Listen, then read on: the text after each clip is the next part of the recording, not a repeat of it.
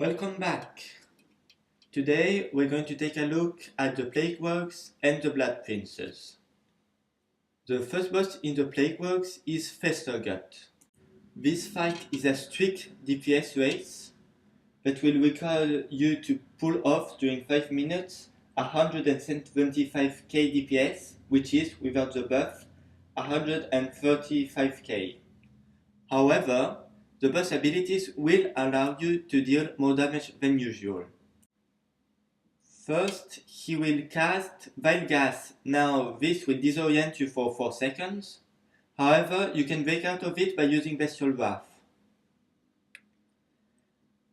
Also, in Heroic, Professor Putricide will throw green malleable goos at you. Simply move away from the green areas on the ground, or your focus regeneration will be slowed to a crawl, and so will your cast time of cover shot. And you cannot afford to lose DPS on this fight. As far as healing your pet goes, he will inhale the gas in the room, and each time he will inhale it, his damage on your pet will increase. So at low stacks, you can afford to heal your pet once in a while at high stack, you'll probably have to keep an eye on your pet's health. So the important ability to succeed in this fight is the gastric bloat. About every 10 seconds, Festergut will put a gastric bloat on his aggro target as long as his aggro target is in melee range. He can be taunted, so you can use Distracting Shot right before he casts Gastric Bloat, take a stack, and then feign death, or disengage, or anything else really. Each stack increases damage done by 10%, and it goes up to 9. Well, actually it goes up to 10, but at 10 you die.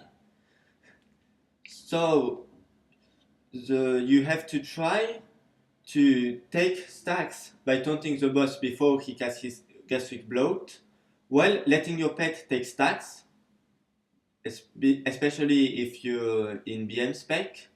However, you will have to dismiss him before he reaches 10 to avoid having to rest him.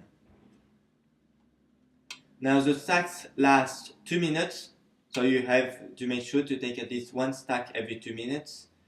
And if you manage to get enough stacks on you and enough stacks on the pet, then you should be able to DPS him enough. The next boss is Rotface and is probably the easiest boss of all the instance. So he will melee your pet, but you won't actually have to heal him. He will also sometimes use a cone AoE called Slime Sway that deals extremely low damage. The only dangerous thing are the poison pipes. You will have a quarter of the room flooded, and if you stay in the flood, your movement speed will be reduced, and you will take damage. And that can be a problem if you have a little ooze or a big ooze trying to melee you. Now, the first ooze will spawn when he casts a disease on you that, when dispelled or when it has run his course, will spawn a little ooze. Now the little ooze will be fixated on you, and if you keep aggro on the little ooze, he will never use that ability again. So you will simply run around with a little ooze, but it's absolutely not dangerous. However, if you feign death, you can despawn it, or if it has a bit of aggro on your pet, it will go on your pet, and then when you spawn a second little ooze, the 2 oozes, if they are near enough, will combine into a big ooze, and every time you will have a little ooze, it will go into the big ooze, and if enough little oozes go in the big ooze, then the big ooze will explode.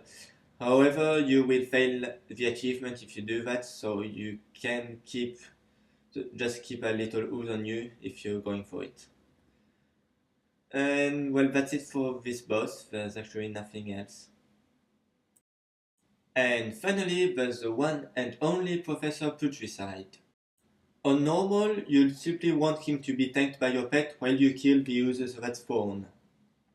However, in Heroic, he has a spell called Unbound Plague that will kill you in 20 seconds. He can also cast it at you anytime where you're not tanking. I've once had my pet grab aggro on you and 3 seconds later I had the plague. So it's not like the Lich King where you simply need to take a melee hit to be a tank for a minute. So you will really need to kite him during phases 1, 2 and 3 in Heroic. He will regularly spawn oozes. However, since you're tanking, most of the time the oozes will just sit there and do nothing. Also, when he reaches 80% and 35%, he will stop for 15 seconds, where you can DPS him as much as you like and he will simply spawn oozes that will just sit there and do nothing. Most of the times. Because sometimes you have an ooze that will run at you and deal damage. Now, the gas clouds are absolutely not dangerous. They just deal really low raid weight damage. However, the green oozes are really a pain, because they will run at you, root you in place, and then explode. So, when they're running at you, you can fight the boss. You will take extreme damage and be bumped when they reach you. However, the damage is split between you, your pet, and any other thing around. So, for example, if you have voodoo gnomes, you will take a lot less damage. You can also try to put a snake trap under Putricide when this happens. And you can feign death. However, that will only work during the transition phases, where you can simply dismiss your pet to make sure that you have aggro again on Putricide.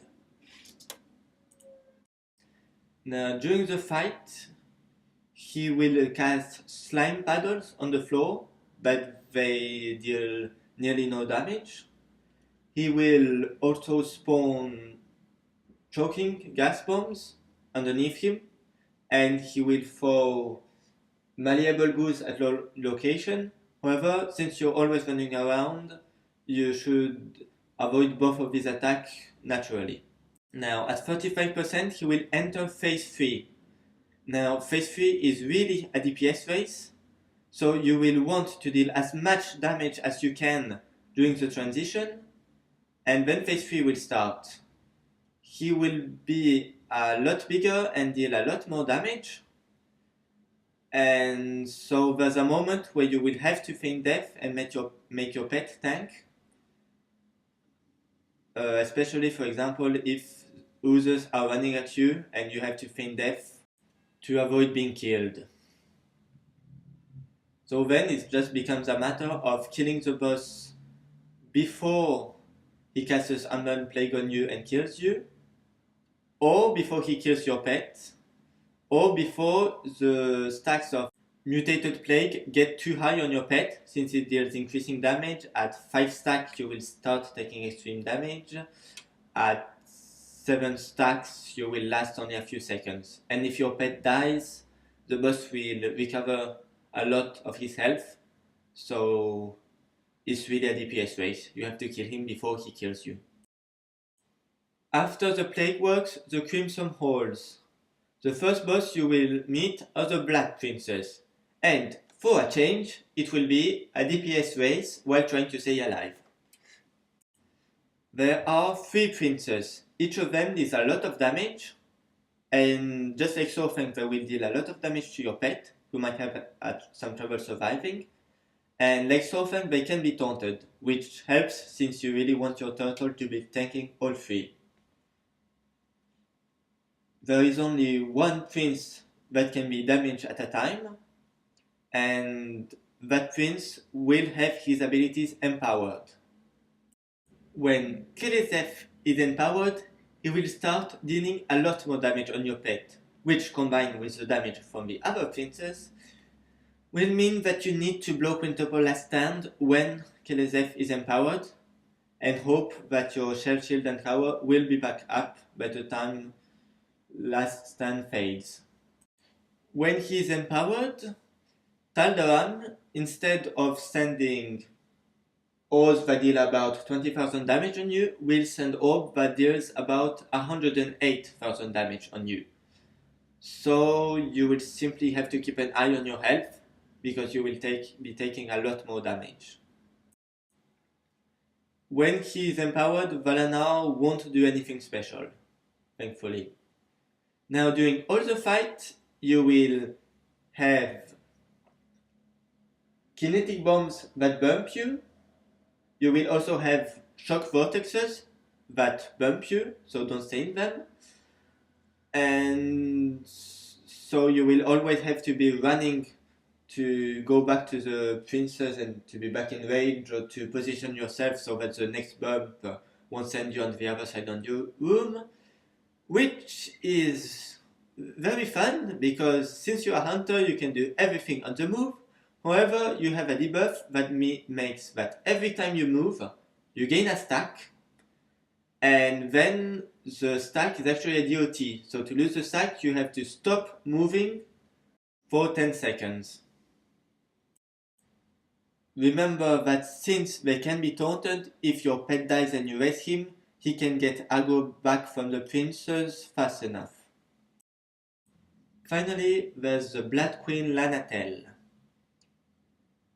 Now, after about 15 seconds of combat, she will bite you, which will put at you a debuff that might control you 1 minute later. So you must make sure that before she casts it, you feign death. She will do it on your pet, but it won't affect him, and so you will have 5 minutes and a half to kill her before the berserk. 5 minutes and a half means you have to pull off 180k DPS, which is 140k without the buff. So you will need to have a pet in ferocity spec, all DPS buff, use DPS potions, blow your cooldowns at the start, so you will be able to blow them twice. And Lana'thel deals extremely low damage. I just put Spirit Mend on autocast and never had to kill my pet. And as far as your hunter goes, as long as you don't stand in the fire, you won't have any trouble surviving. So she's just some sort of training dummy, although she will sometimes go up in the air and fear you, so you'll lose a tiny bit of DPS. But apart from that, this boss will just test how much DPS you can dish out. As you can see, I am doing this fight on 25 man normal, but 25 man heroic is just a matter of coming here with better gear, since you need 165k DPS or 250k with the buff to kill her. So that's all for this guide. I hope it had helped you. And next guide, I will be doing the first wing holds and of course, the Lich King.